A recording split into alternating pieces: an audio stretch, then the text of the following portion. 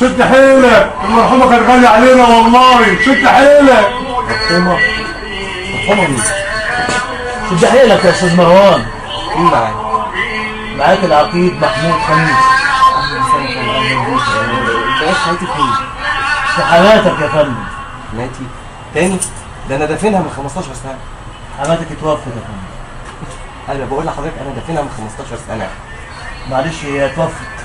انت يمكن فكرك غايب ولا حاجة. فكرة غايب ايه؟ انا بقول لحضرتك ماتت من 15 سنة، انا دافنها بداية دي.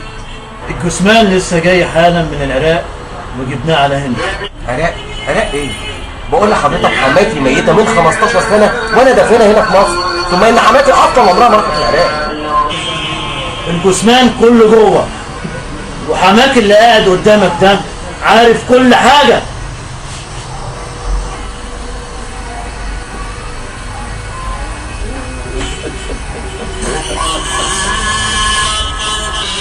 اتفضل.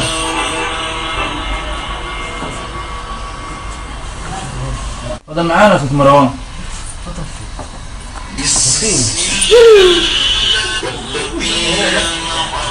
ماما ماتت يا مروان. انت ماتت يا بابا. ايوه صح.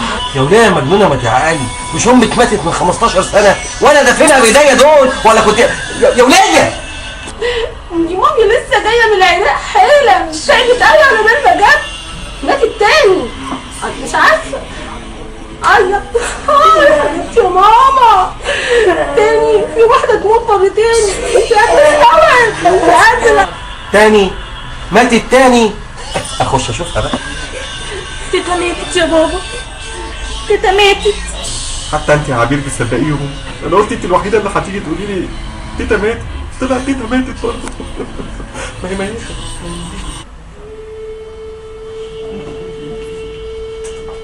خسيت يعني اول موته يا حماتي.